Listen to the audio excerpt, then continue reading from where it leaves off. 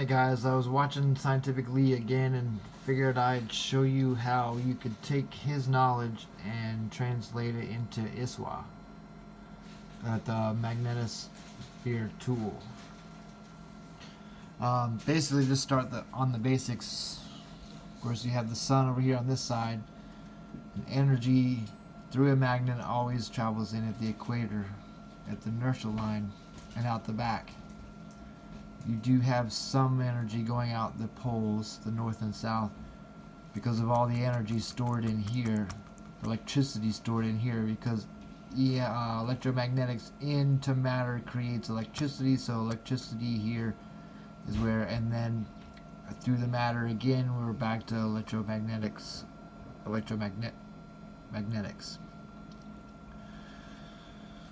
So again, we do have some EM out the north poles, but it's not the primary exit. The primary exit is always out the back along the inertial line.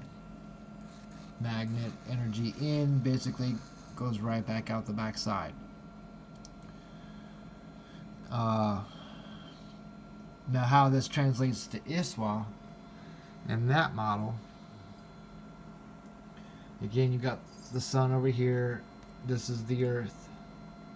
Energy in, comes in, loops around, counterclockwise, crosses the inertial line, and then loops clockwise back out the back. Always, with every magnet, including the earth, including the sun. But basically, the magnetopause is the whole thing. All the polar cap lines, all the closed field lines, all reacting from the sun's energy pushing out the back. It's the wind, so it forms the hair. Like if you face the wind, your hair, if you have long hair, it's going to blow out the back. Well, this is the same thing. Okay. So on the model, we have polar cap lines, we have closed field lines, and then we have IMF. IMF are field lines that are not connected to Earth in any fashion. They are field lines from another magnet in the vicinity. Magnetopause is the whole thing. The front is the bow shock, which is the red part, like this, the object, the shield, trying to push all this energy around, but again, it still always comes through the center, and that's why the equator is always warm and the poles are cold, because the energy comes in the equator and goes out the equator. Very little goes out the north, which is why in the south it's cold. It doesn't come in. If you see the northern lights, and you are seeing energy flowing out of the earth, which is our polar cap lines. Closed field lines are part of the magnet that's basically, they would be open unless there is another magnet here. And we're seeing the closed field lines now because there is there's multiple magnets in here. All the way from here, all the way back as far as the model will show, which is 1 AU, 93.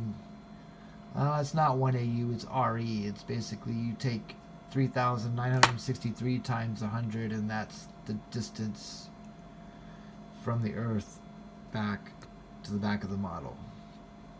It basically, whatever that number is.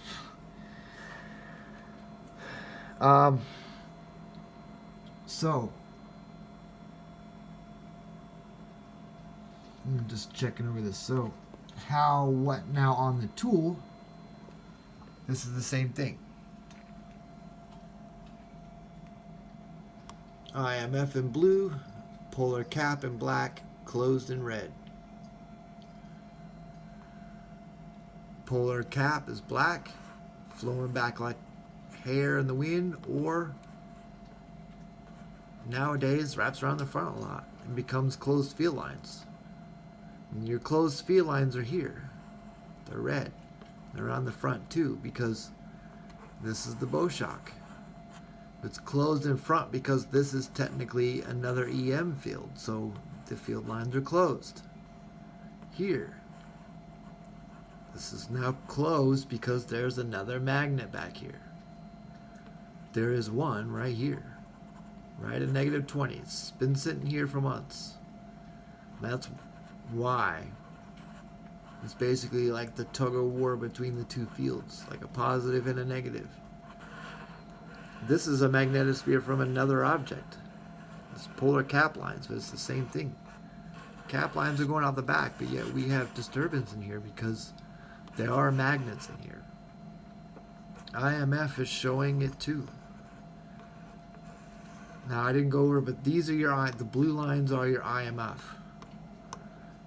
All up through here, and they're generally the way the model was set up to show up and down, but now there's too much turbulence for them to show properly, and there should be one right here connected that's showing the one IMF connection to our sun, but it's too much going on now. It doesn't show properly anymore. It gets blown away. So when we see blue back here, that's from another magnet. When we see red back here, another magnet. Earth is pushing against other magnets, trying to stay away from it, trying to keep its distance. But as these keep coming in and the front keeps getting compressed forward, eventually we're gonna jump around. When you get too many magnets together, pushing against each other with same fields, what do? They jump around and they move. They shift around and get lined up. So that's what we mean by magnetic chains. When they get compressed, things start to shift and change around, and that's how we think we're going to shift suns. So those magnets come in, get more and more compressed. Something's got to give. Something has to move. So that's where we could shift suns. A magnetic field always either pushes or pulls. So depending on the polarity of your magnet coming along another magnet will decide whether it gets pushed out and away or gets pulled in, kind of locked in and moved with. To me, that's how we can end up on another sun.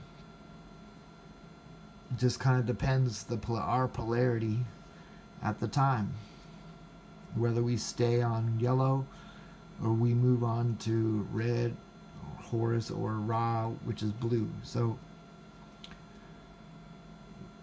little video I wanted to throw out today, what I was looking at. I suggest, of course, always follow Eric Briggs, because he's the man that knows what the hell's going on and is figuring it all out for us and teaching us. So we are very thankful to have him. But scientifically has been even more beneficial as well. Well, not more, but has been beneficial because he's shown us the magnetics in detail the right way and how things really work so that we can understand this process. So